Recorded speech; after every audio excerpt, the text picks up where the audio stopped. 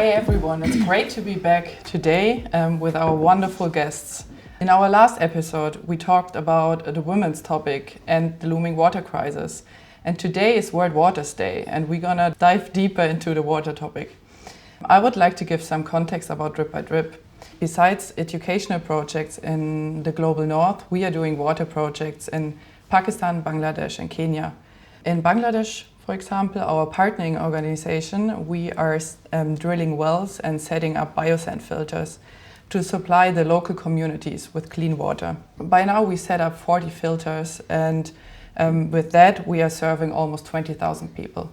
Recently we also were able to fund our mobile hospital. That's a little truck that goes into rural areas and villages to serve them with medical care, to help them with their skin diseases they got from the polluted water. So today we have a special guest, Olga Nowikow. Thank you that you're here. Welcome. Thank you for having me. She's a fashion strategist and consultant for sustainability and regeneration. Perhaps you would like to introduce yourself a little bit and about your passion. Yeah, thank you. So I have been working in the fashion industry since I dropped off in university. And the reason why I came in touch with the topics of sustainability was when I studied textile engineering. I had the chance to go to Bangladesh and do an internship in a garment factory. And this is in fact where I also met Kalpona for the first time. And she invited us into her organization and gave us a group of students who were all interning in Bangladesh a pretty massive introduction about their important work. And this is kind of the first time that I came in touch with those topics, like with all of the pressurizing issues of the textile industry, which were not exactly being taught in university. And and this first encounter actually changed my whole perspective ever since. Yeah. Thank you so much. So today I would like to break up the talk a little bit into two pieces. And on the one hand, I want to know and talk more about the supply chain and the water touchpoints in it. And on the other hand, I would like to discuss how it could look like for a brand or a startup to work and produce in Bangladesh, how it could look like that it's done properly. So I would like to start with Claudia. Perhaps you could explain us a little bit more about the supply chain and the water touchpoints in there. Well, there's several water touch points, I would say. Let's start with the raw material, considering cotton, for example, because a lot of people, customers out there, they think cotton is a good choice compared to other materials, and there is a lot of water usage, especially with conventional cotton, which is also GMO cotton, meaning genetically manipulated cotton, which uses up a lot of water, irrigation. It grows most of the times also in areas, for example, in India and or for example, Uzbekistan or in China. There are so many countries cotton is grown, but these are areas, they're often dry. So there is no rain, there is not a lot of water. For example, Uzbekistan is a really horrible example of water usage because there's the Aral Lake. Maybe some the viewers know of the Aral Lake. Well, it shrank, basically, and due to the cotton farming as well there. Because they basically take water of running rivers, and these rivers normally, as rivers do, flow into a lake or into the sea, to the ocean, and they just cut the water off, basically to irrigate the fields. And the lake shrank. I think it's now 20% of its original size. There's no life in the lake anymore. It's completely, I mean, all the fishermen, they're done. It really affected the population there.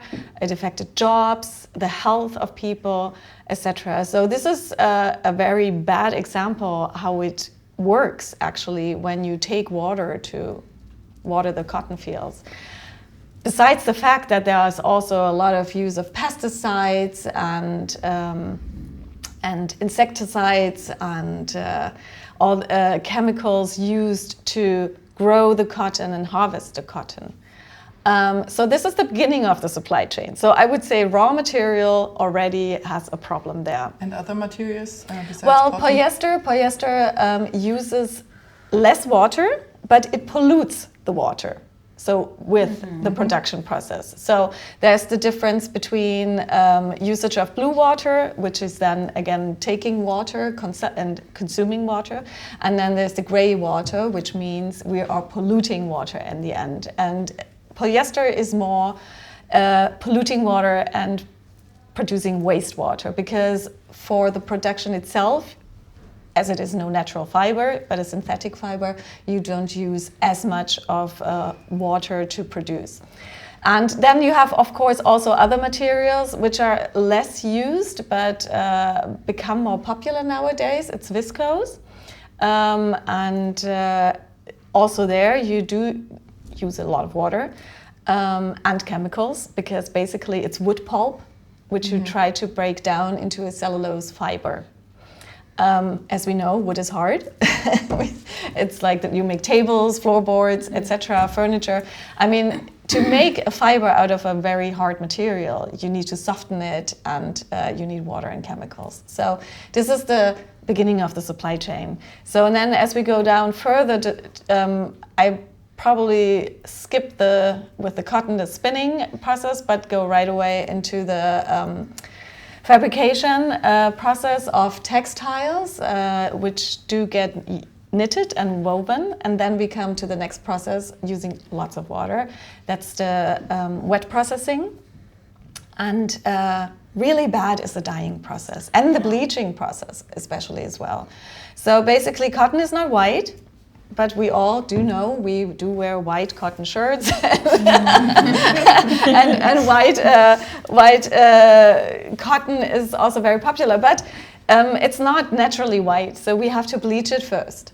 And then also we have, in that process, with the dyeing process and the finishing process, we have a lot of consumption of water, because we do need to use it for the dyeing process, and with that we wash it out again, and we create grey water again, polluting rivers if we don't have a treatment facility to filter out all the dye, all the chemicals. And there are so many chemicals, really. It's if you see the list of chemicals going into the wet processing of textiles, it's amazing. There are chemicals I've never heard about.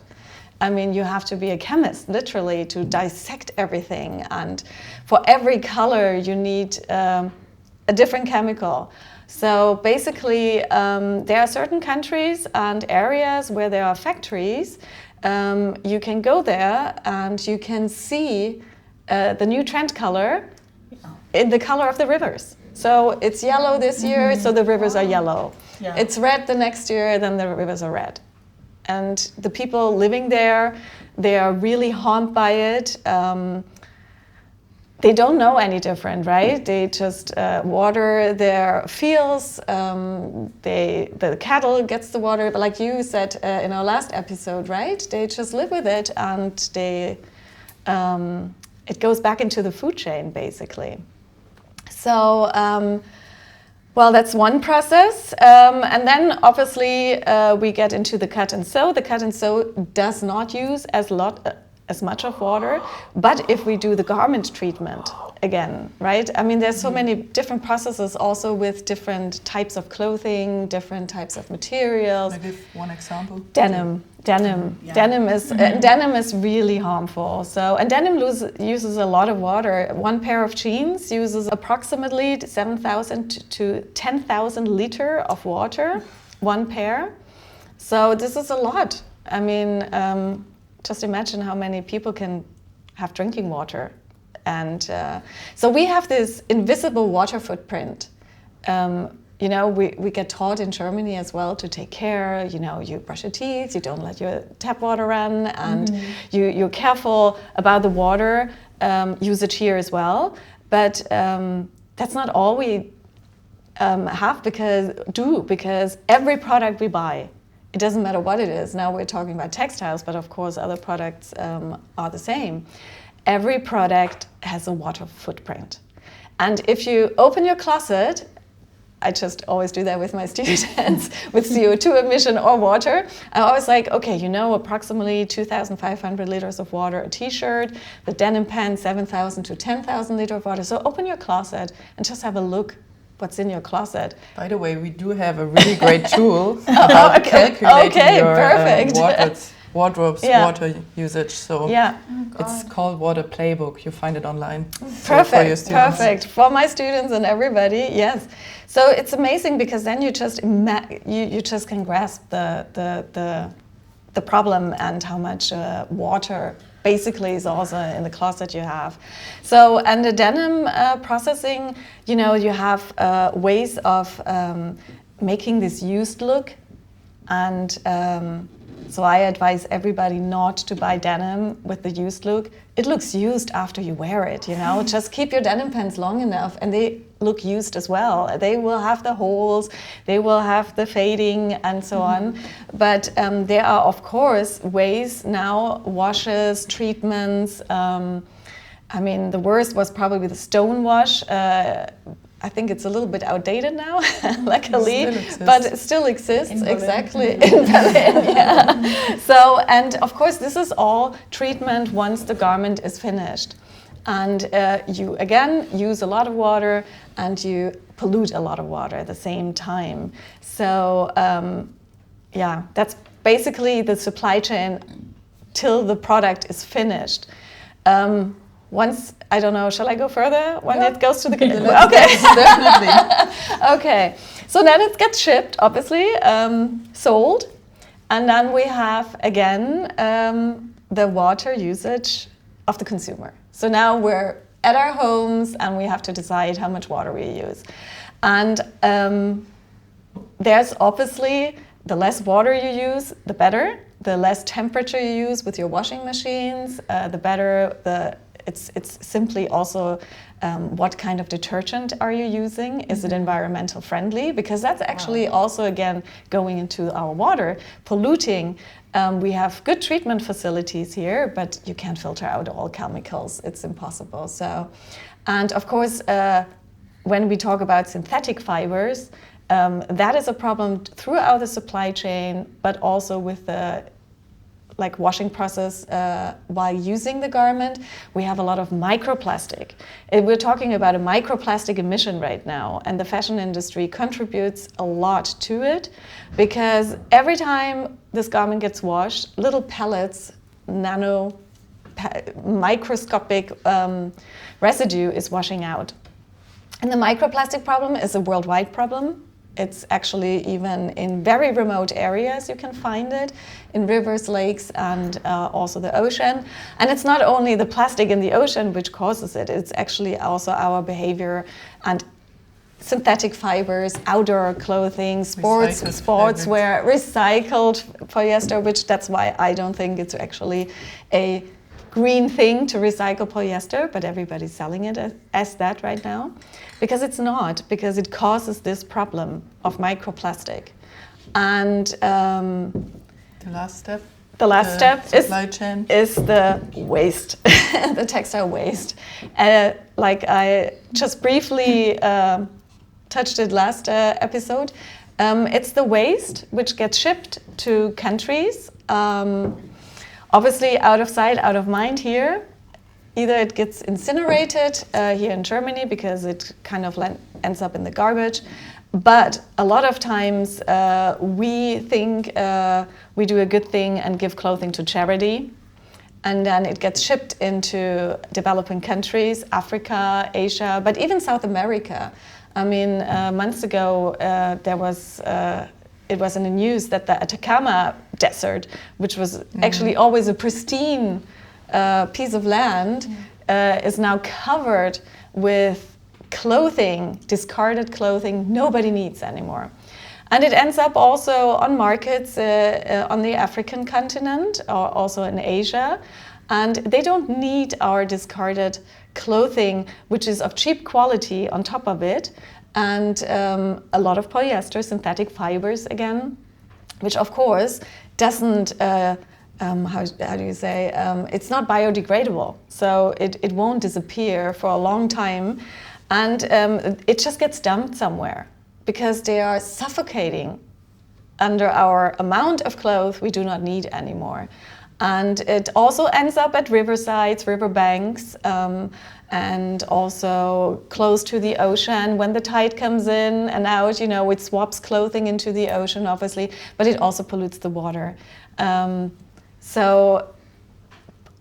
polyester is, with the sun, it kind of breaks down and degrades in tiny pieces, and it all flushes again into the water. So it's a problem overall, which we cause with the supply chain and also the behavior. So yeah, different touch points. Even one touch point, consumers can directly act themselves upon it. How they wash, how hot they wash, how often they wash. You know, you don't have to wash your clothes that often. You sometimes have to just dry it, hang it out overnight, and if it's not directly on your body. But the companies or the brands are not really telling how to handle clothing with care, because it's also long lasting then. You know, don't put it in the dryer, hang dry it, don't wash it too hot, not too often, etc. So I was actually thinking about this with jeans, because you don't have to wash jeans. No. Like I wash my jeans once a month or once in 2 months. Yes.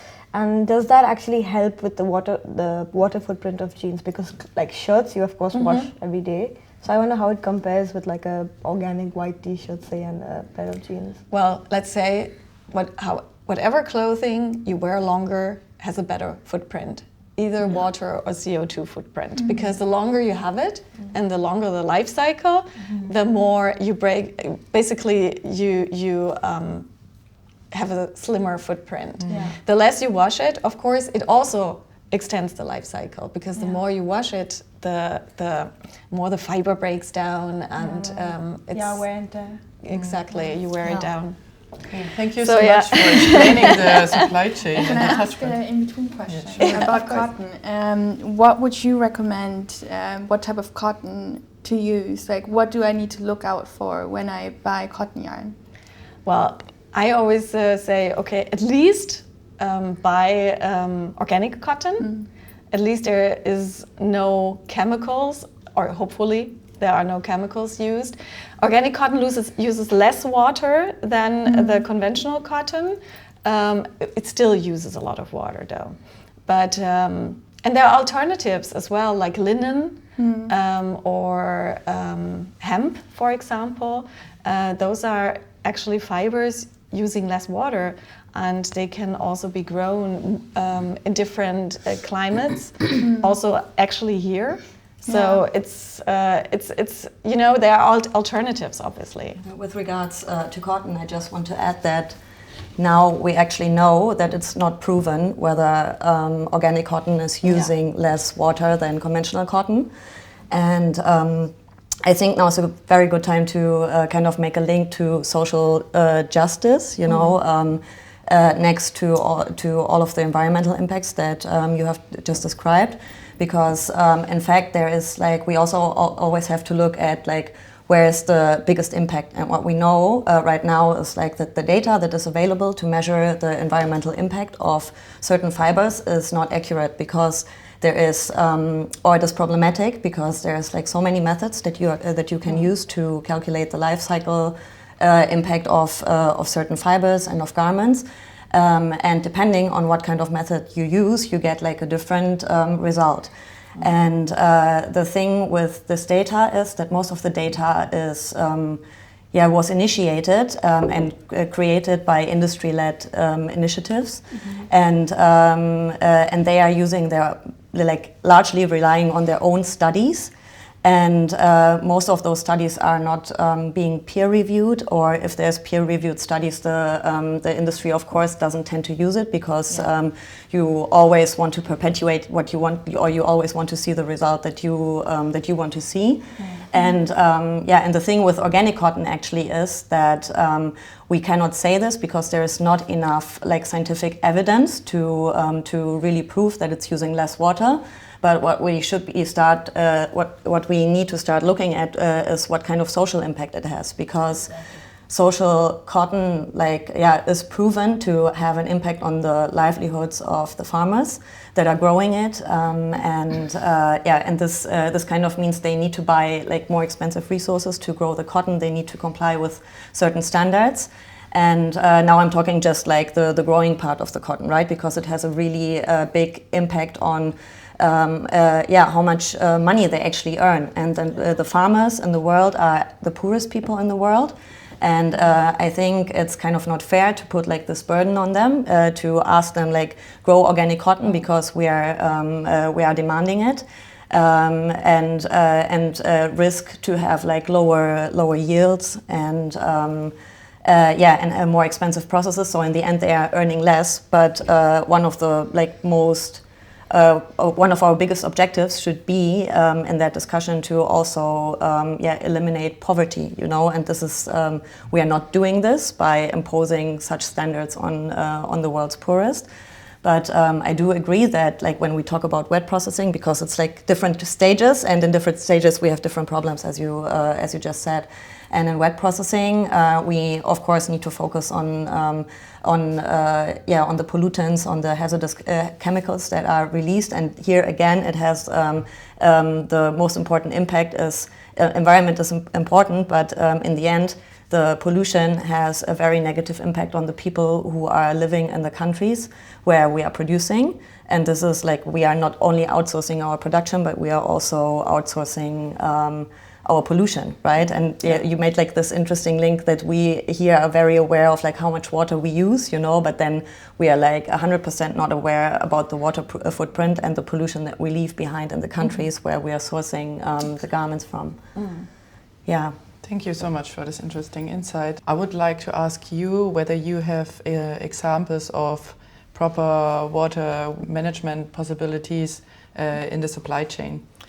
Whether you have examples how brands, how factories could improve. Yeah, so I think that the easiest solution that we can take now is to install effluent treatment plants in factories. That's a very basic step, because like this you at least minimize the impact of the pollution that is being released into the environment. But I do think that this cannot be the responsibility of the manufacturers, because they barely get enough money to pay their workers. And my personal opinion is that it should come like from a shared fund, and those funds should be coming from brands who are buying the garments and the products, to make sure that those kind of investments can be made, and that effluent treatment plants can be installed in all of the factories in producing countries. And that's like the first basic step before we like even should talk about any other steps. Yeah, just to jump in, where I made the film in South India, this is actually what the court has mandated, that, and the government itself has put in funding to have like these public sewage treatment plants, effluent treatment plants. But you're totally right, it cannot fall on the small manufacturers to pay for that effluent treatment plant. It has to come from the bigger brands. So it totally goes up the chain to the consumers on this side of the world. And the brands that are doing this. Yeah, I mean, without contribution from the brands, it would be quite impossible for them to make improvement, because FOB is shrinking. Like the brands and retailers, they are giving as less price as possible, and even they're negotiating every day to paying less.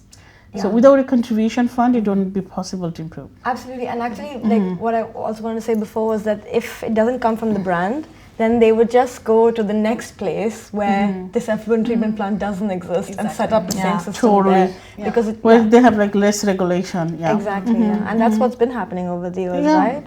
I mean, this is how they're changing the country to country. Yeah, exactly. Yeah. And interesting enough, those brands they're all based in, like a lot of them in the EU or in the States, in these countries where you have these super strict water regulations.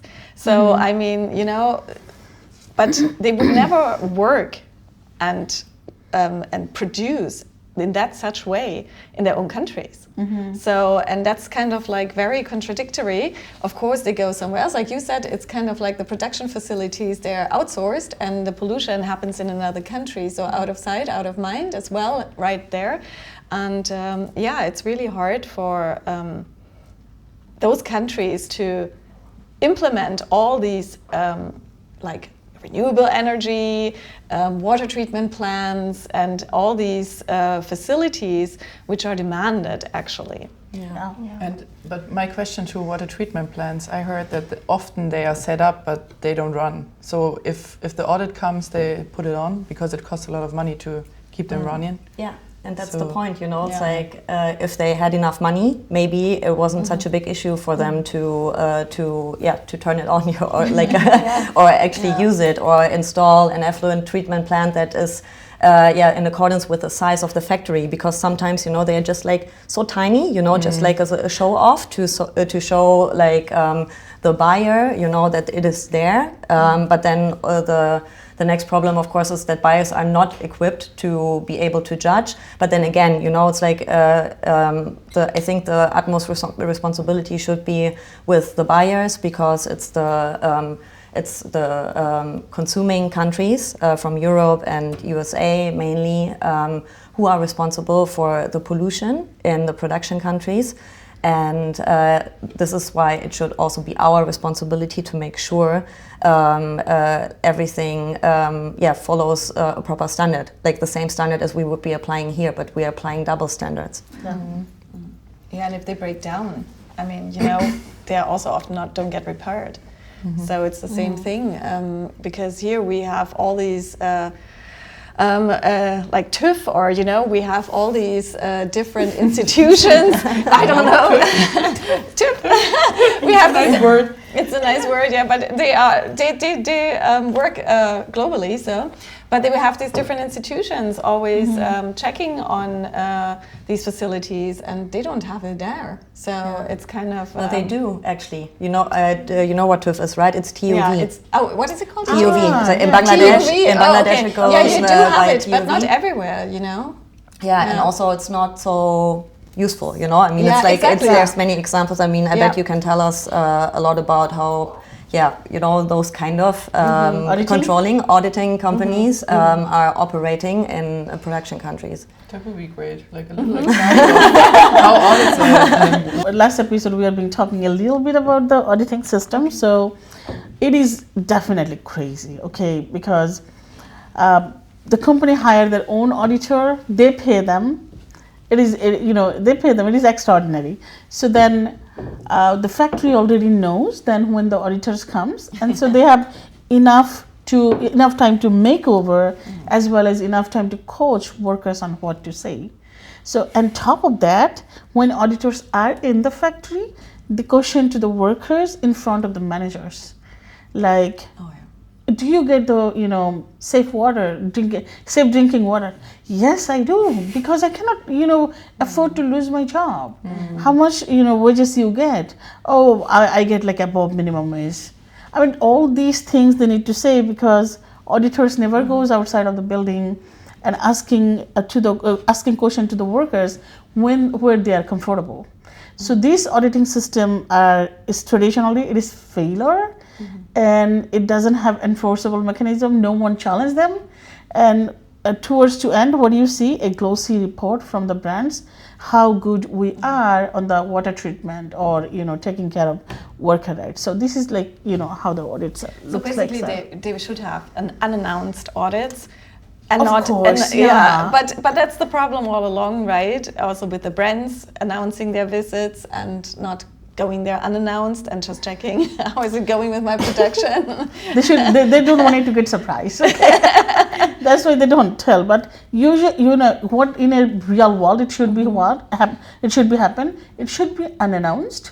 Because if you don't have nothing to hide, then what's the problem? Yes. Then and when you talk to the workers to getting the information, it should be where workers feel comfortable. It can be in their houses or at the union offices or NGO offices, and of course, with the protection that their job will be not jeopardized. Talking to the auditors or the buyers, but that is not really happening. I can't imagine that there's no other system for audits. Is there no other auditing system where it's not like this? I mean, not like traditional auditing system. It doesn't have anything like that. Like when you hire your own people to do audit for you, so what do they exactly know what you want to see. But is there no independent body that audits factories, for example? Or I mean, like all this certifying company, they say they do, but again, you pay for that to get that certification. So that exactly doesn't help.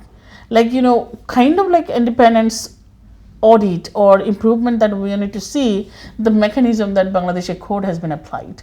Factory already know when they are coming, but they choose workers to talk to them directly, and workers' voice are protected. And they went through like every single document and every single pieces practically to dig in, to drill in, to see that whether what factory management said in the document is truth or not. So they are independent, and factory didn't have that power to stop them. So that kind of auditing system you need, but usually the auditing system that we have is not even 10% close to that. Yeah, I think last time when we met, you were explaining the reason behind it, why there is like such a big difference between Accord and then other certifying bodies. Can you maybe explain it in this group again? Yeah, I mean, the traditional auditing system, they have like few piece of papers and it's a checkbox. So they go to the factory. Do you have how many lights do you have? 24. Check. Yeah. Okay, they do not talk to workers that is that lights enough for them to see the needles, to fabrics, to threads. They do not ask them that. Okay, there is a fire extinguishers. Okay, check. But a code goes to that fire extinguishers, see it is working, see that when the it's supposed to inspect, and see that whether it has the expiry date or not. Every single thing. So if you are in the factory, you will see the aisles. There is a clear mark that you cannot put fabrics or box in between. So traditional checkbox. Oh, there is the aisles, lines are there. Yeah, okay, check. But a code will go to the workers. What happened when we leave the factory? Do they put the box in there? And then workers are free to say that yes, as long as you leave the factory, all cartons or everything comes in the aisles. So there is a very narrow space we get. If there is an emergency, we'll be not able to escape from the factory. So it is very loudly, very clearly that workers can talk to them because their jobs are protected. They will be not face any repression by talking to the Accord. But in traditionally, the auditors goes, if you talk to them, if management realize that, you're gone. Your jobs are not protected. But do you think that's more a cultural thing, or cultural thing from the brands, not from the country. The country did not invented that. Right. Yeah. It's basically you bring your system to another country just to feel better because they have to put their check marks on it, and there is no real auditing It's all system. about the profit, Exactly. all about the marketing, that to tell the consumers how good you are to sell your product. So as long as we have corporate social responsibility, we have code of conduct, and XYZ company, they did our auditing, audit report. Why don't you go to our website and see it? Yeah. So it's a selling process, right? Then, the consumers who are buying that and they're going through all these and they think that, oh, we did a great thing because this brand really do this XYZ. No one dig in that how that process was and whether that worker's voice been counted or not. Thank you. Sure. I would like to go back again once to the fast fashion companies, because how can they balance the pressure to produce inexpensive clothing quickly with the need to reduce the environmental and social impacts? Well, I think fast fashion should slow down, for instance. No one disagrees. At least in this table. I don't think, because fast fashion is becoming faster and faster. Now we are talking, now we have reached the stage of ultra fast fashion, you know, and if you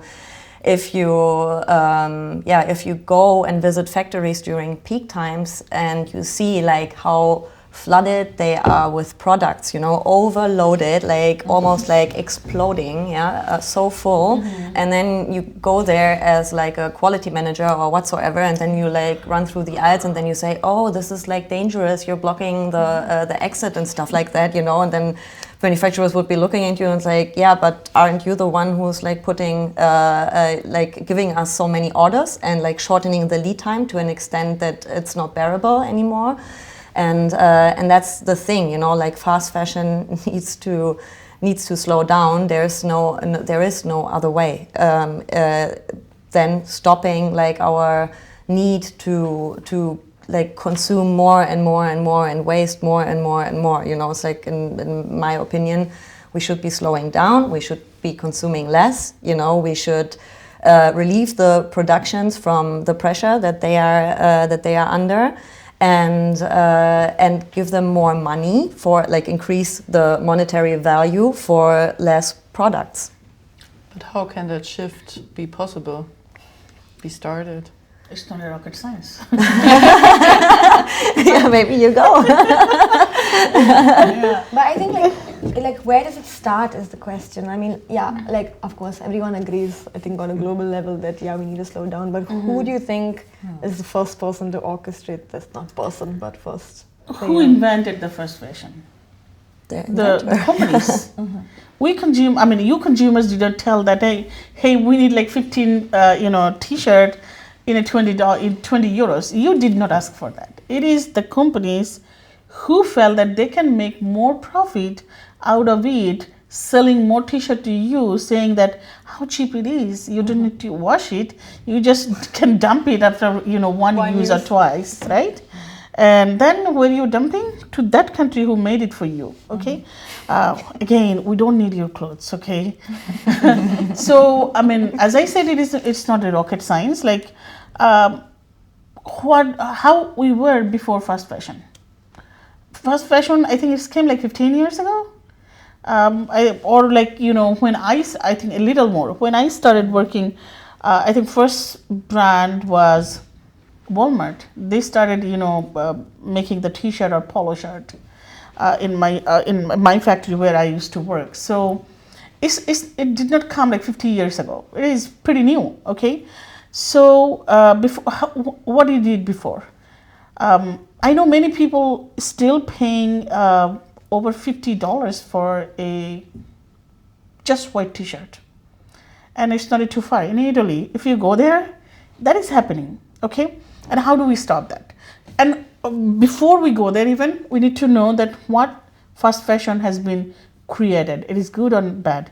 It is definitely bad. It has been put on our workers in a long shifting hour, in a shorter lead time, with a poverty wages. They don't have a life.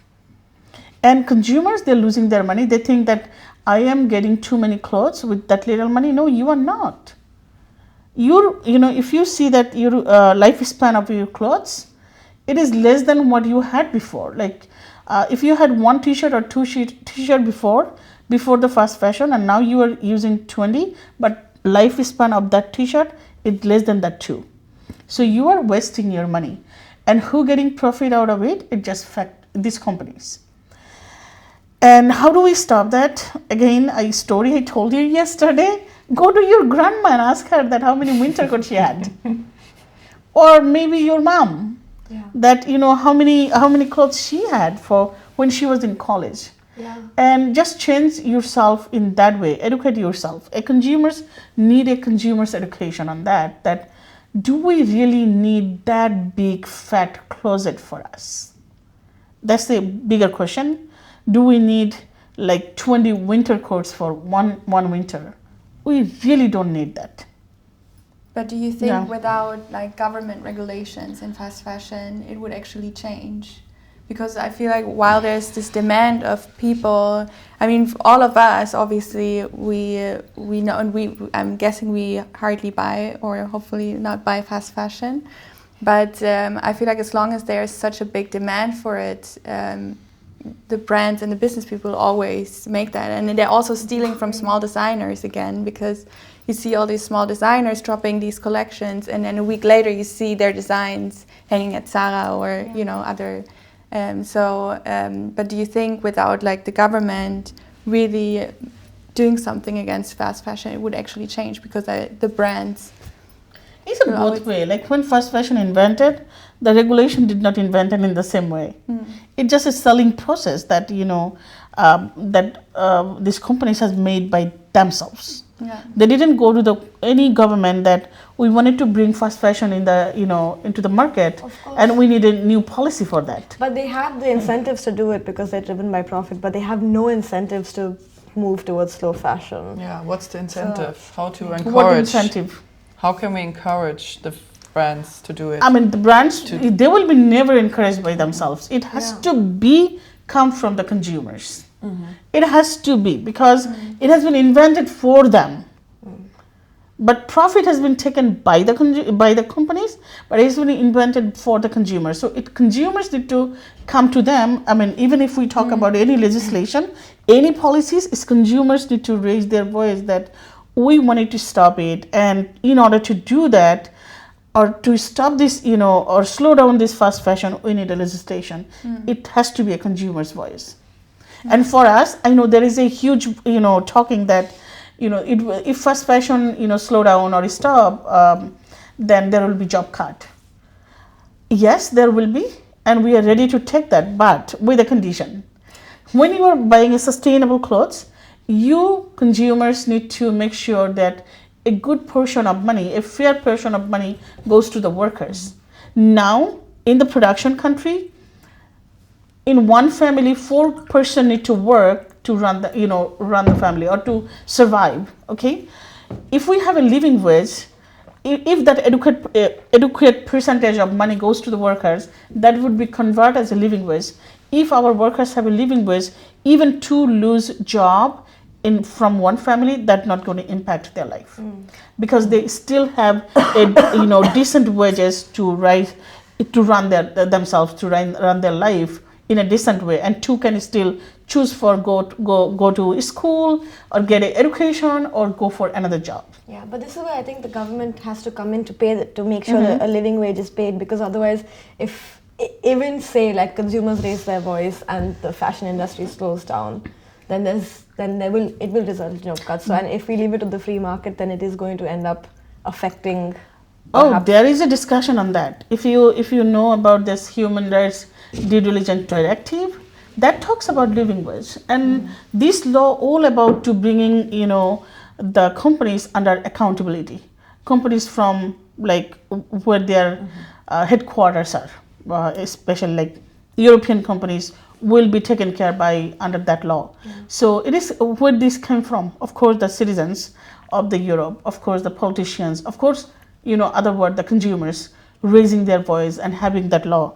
So that law has a little shortfall now, and if we can work together and make out that shortfall, I think that would be starting. I don't want it to say that it's going to be great, but it's a good starting to make these brands accountable, companies accountable, that what they're doing, it is not the right thing in order to water, in order to environment, in order to wages, in order to workers. No.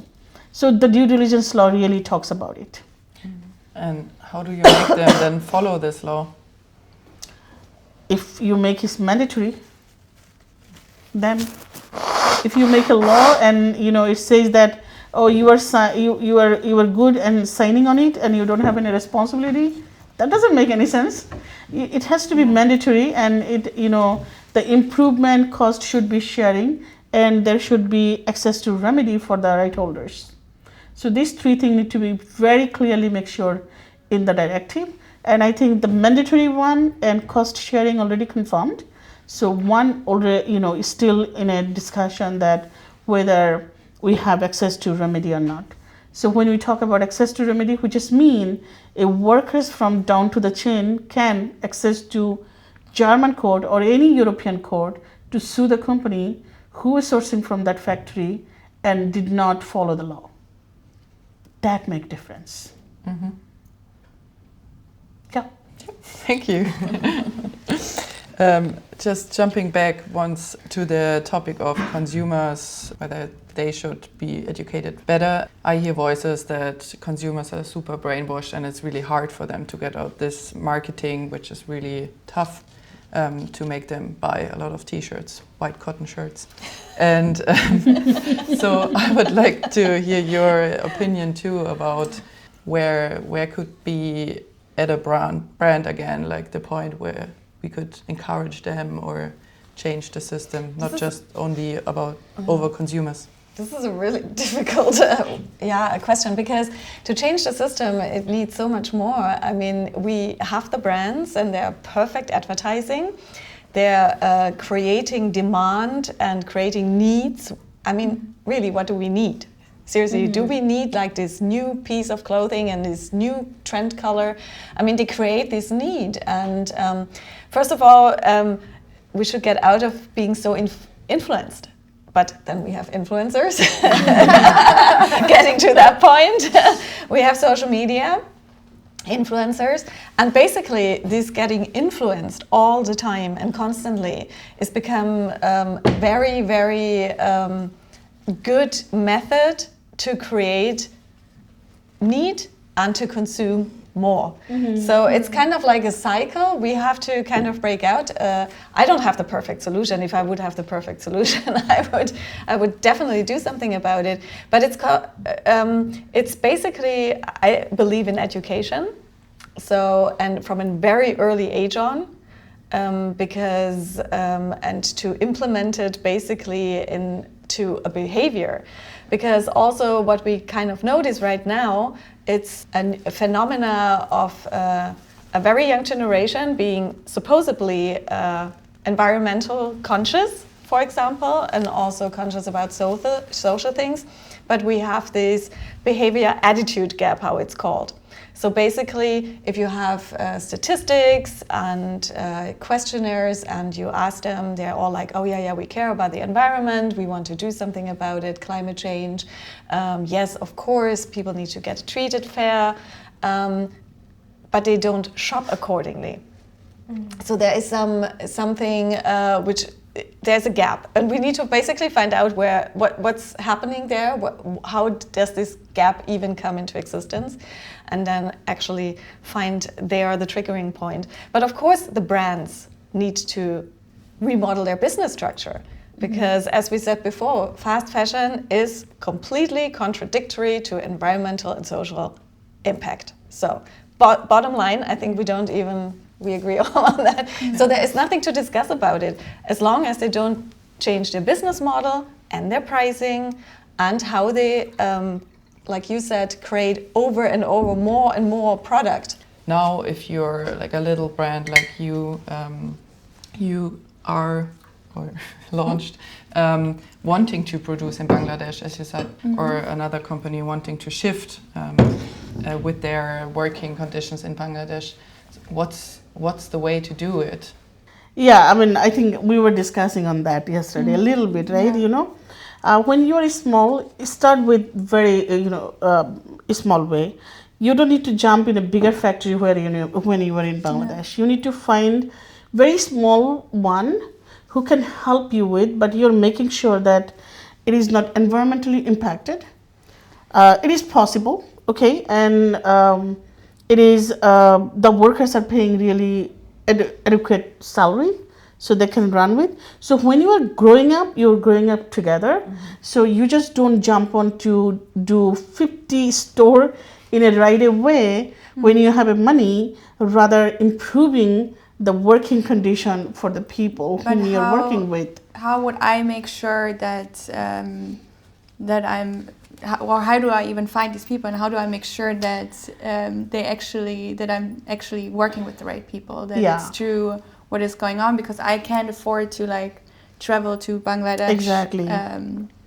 That we are being discussing, I think, for a few decades now, that include local NGO, local unions, those are trustworthy and helping you that what exactly this auditor saying or what exactly this certifying companies saying it is not true, because these are the only people who can give you a right information that the people you are working with, they're right people or wrong people. They're treating workers well or not. That they talk about waste management, it is really happening or not. I think you need to include right organization with you, and that would be not decreasing your value. I think that would be increasing your value, and that would be reduce your risk of business because you are getting the right information from the ground. Okay.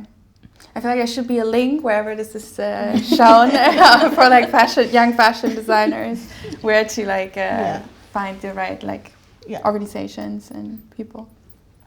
And then also inform your customers about it, Yes. Yeah. And then being really transparent and I given her like bigger advice that your every single cloth should be telling a story. Yes, exactly. Even who made it, Yeah, like she said that she spent like 400 hours, and I said that 400 hours you had emotion, you had a pain, you had a love, you had a joy.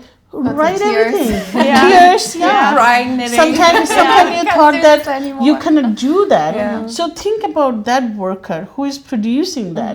So she has a story too, that she couldn't sleep last night because her baby was sick, and she hadn't money because she couldn't take care of, taken to the hospital. But when you came to know, you extended the help to her. So that is the story. A negative story can be make it positive. So people need to know all this. Sometimes it is negative. Yeah, it is negative.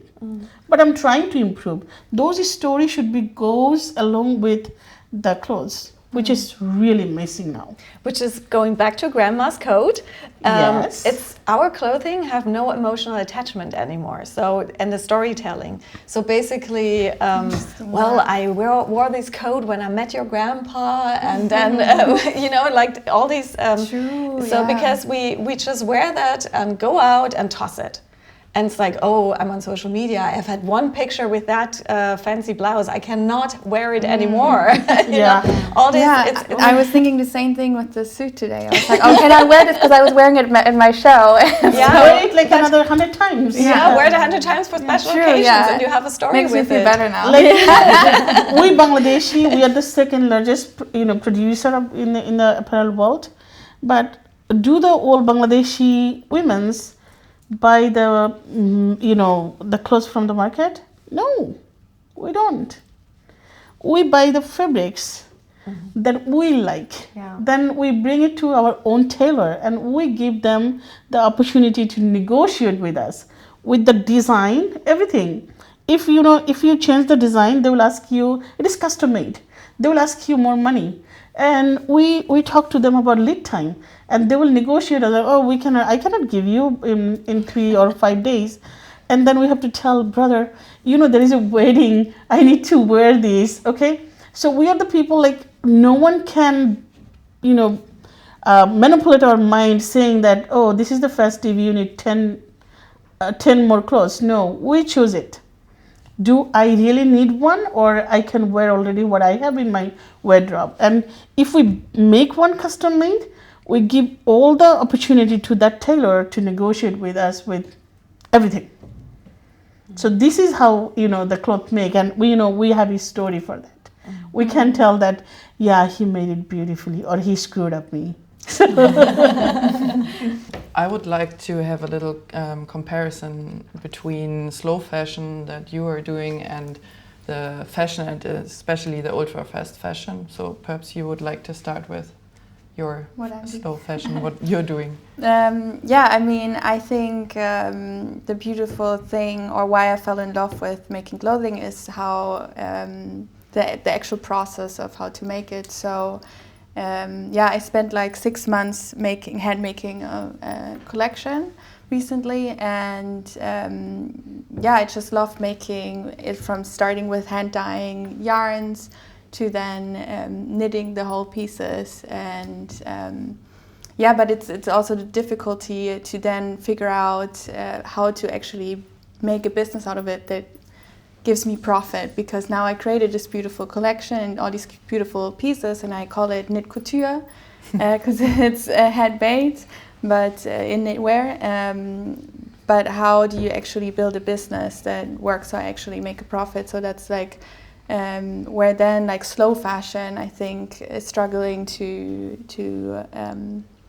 survive, and and then you get into the fast fashion. And also when I launched the collection, within I had a show in Los Angeles and I came back, and within a week I was asked, that was mid-November, if I have a next show in January. So people like actually asked me if I like really quick, like that's the demand, like people wanted to see right after new things. So I think it's like this pressure of, I think they don't even, it's hard to show how much time and effort goes into this, into making it, and people actually appreciating it for this process, because it's not just the finished, I think with what I'm doing, it's not really all about the finished product, it's about the process of making it. And I think that's what fashion should be about, you know, the process, because it's a craft, and you lose that craft with fast fashion. Mm-hmm. Like Shein, right? Mm-hmm. And well, it's just like, and probably Kalpona, you know it from the factories, it's just more product, shorter lead times, lower prices, and just masses of product going out there. Can we compare those pieces just quickly? How long does it take you to produce one piece? It depends what type of piece. I have pieces that I worked on for like a month. Let's pick that, you know, the sweater that Aditi wearing.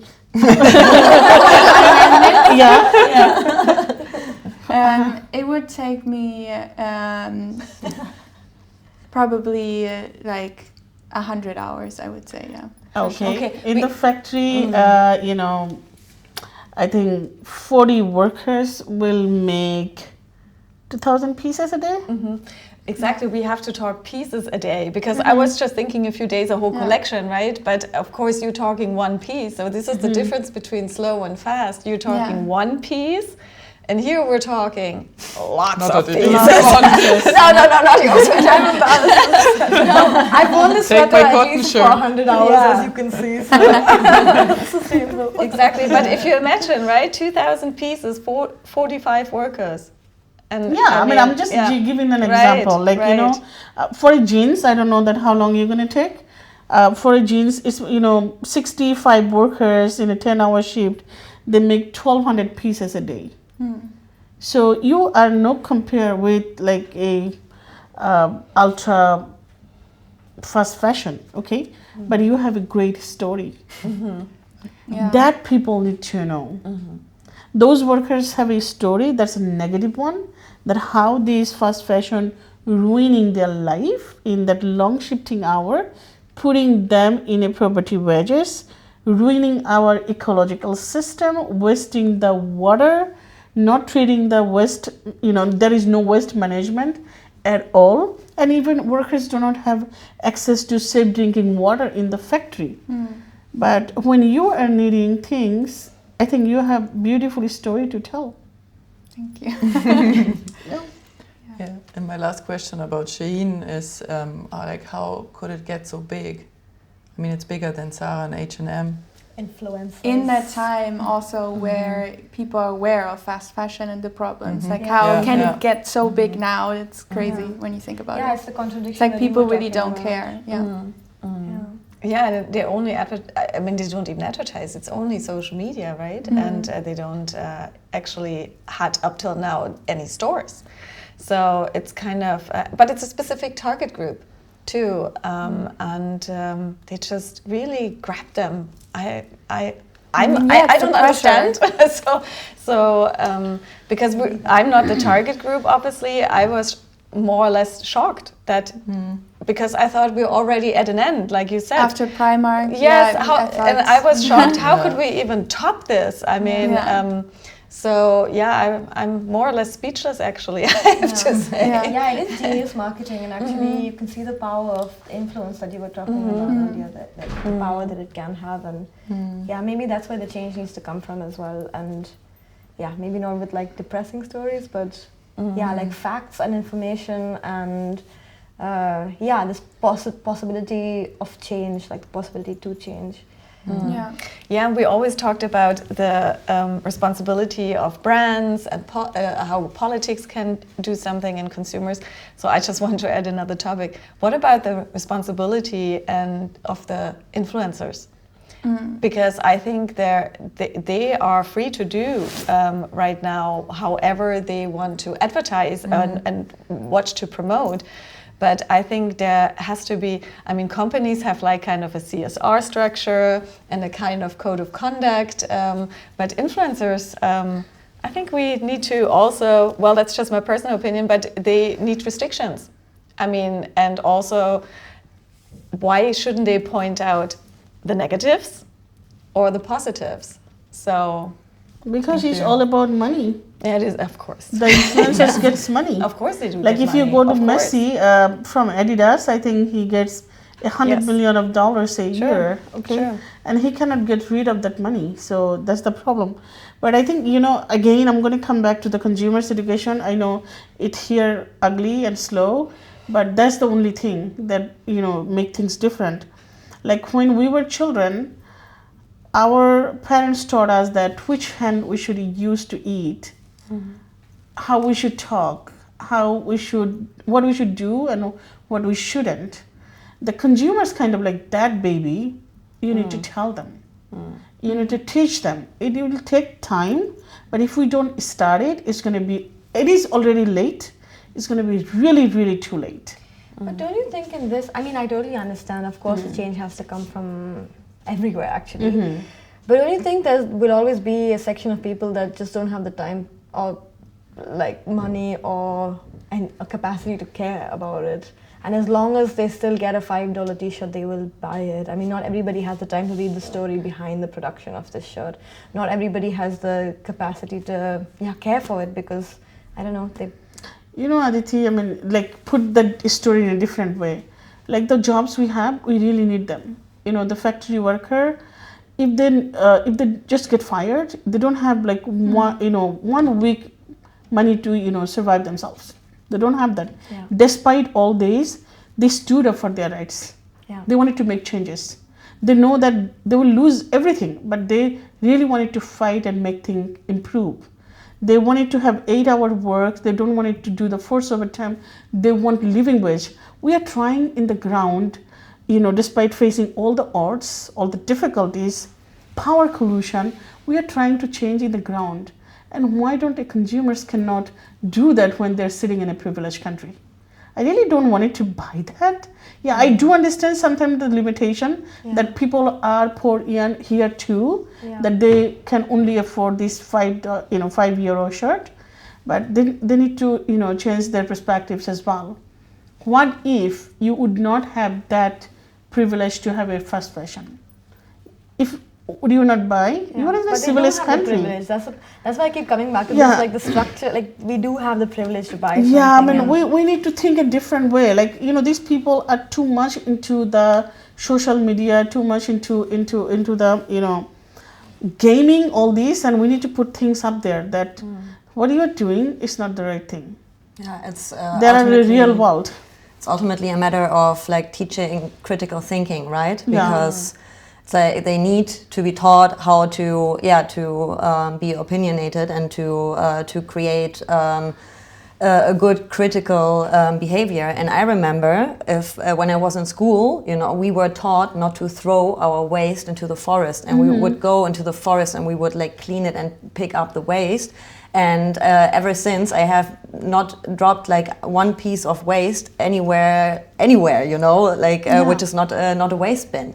That's education. Yeah, this is education. And if you, for example, I understand where you are coming from, that people are like that there's like social differences, and not all of the people have the same capacity, you know, to deal with that. But in the school, like everyone is the same, you know, and this is like where the responsibility should be. Maybe not of like their hardworking immigrant parents, you know, but in the school, teaching them that like fast fashion is not cool, because it really isn't.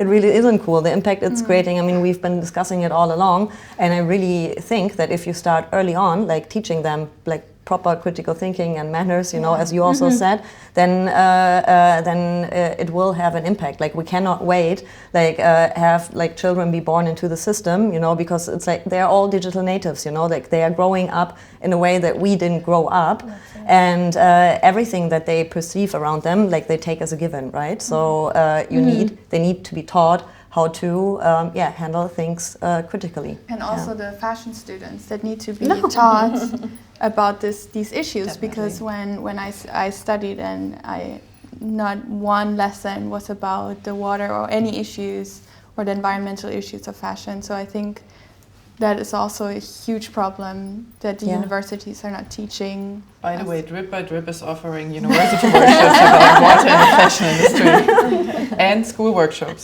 So I would like also to hear, because you said like sometimes you have to tell the bad story. It's true. I mean, I wish I would have some pictures with me that, you know, there is a village the villages are not anymore in the outskirts of Dhaka, but you still, you know, see that where people would be, you know, catching the fish in a wild water, or, you know, the children would be learning swimming in the wild water. Those are not anymore there, because it's all been polluted. The wildlife is not there.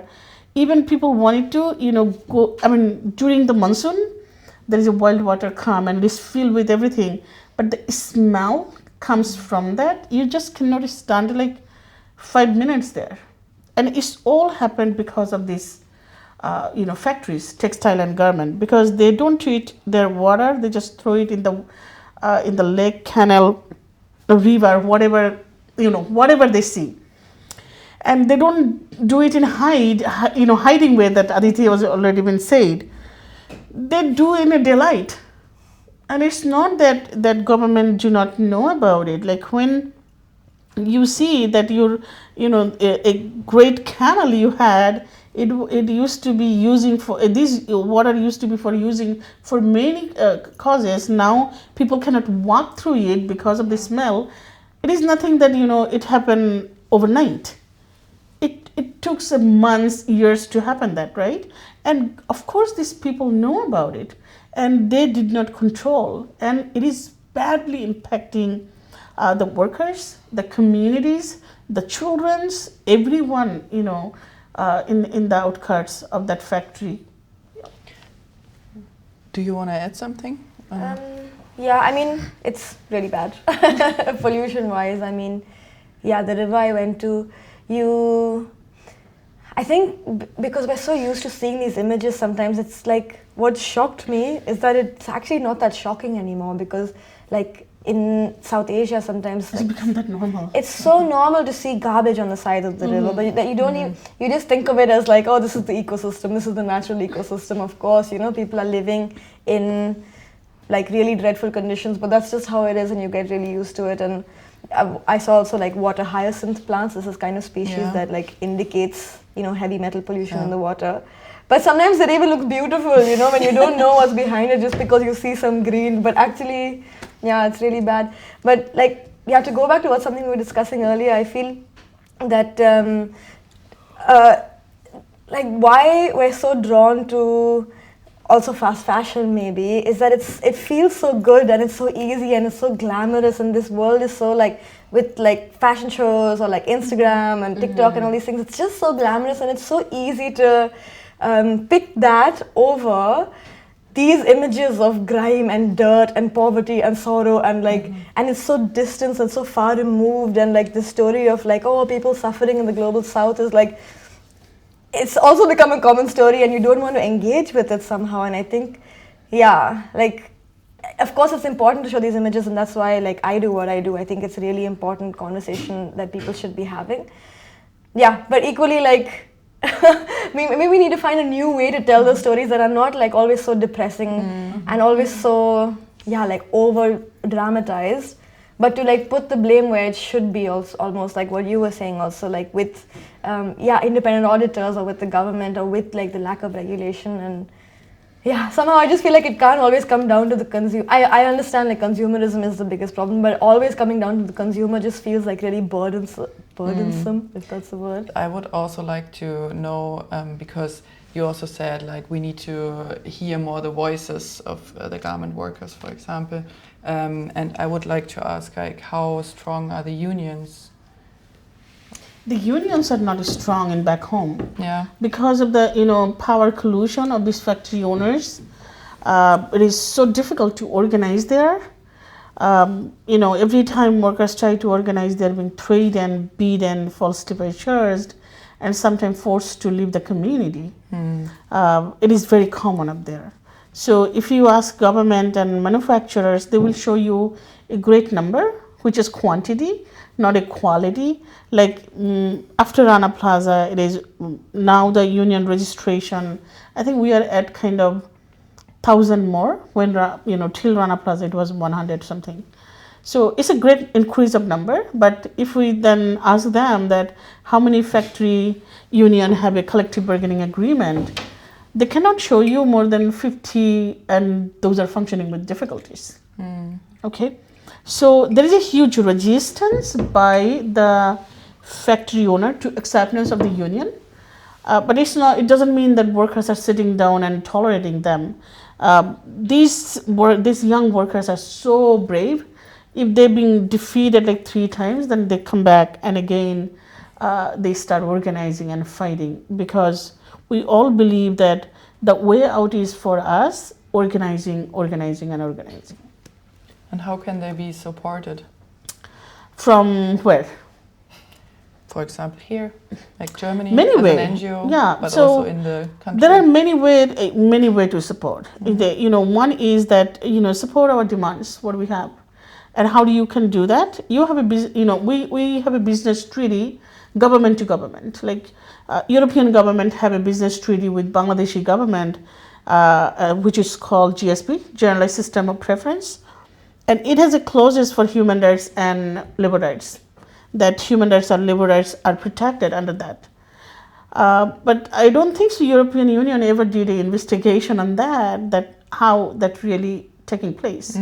So if you can raise your voice from NGO perspectives or union perspectives, ask your government that, okay, great, you are giving the business to the country, but this is not the real scenario of the workers. The workers do not have right, they're not free to exercise their union rights. I think that will be helpful. So this is one perspective. Second, we run a lot of campaign. We wanted to hold responsible these companies and do the right thing. So help us with raising your voice in the same time. And third is, we run a lot of educational program for workers, and sometimes we are shortage of fund. If you have any scope to channel that's generosity of funding, please do let us know. Yeah, so we can keep educating our workers and keep raising their voices. But more like we need solidarity support. Whenever we raise our voice campaigning this part of the world, support us. Okay, yeah, great. Thank you. Sure. Thank you so much, guys. It was a really interesting talk with you, and looking forward to the 3rd episode.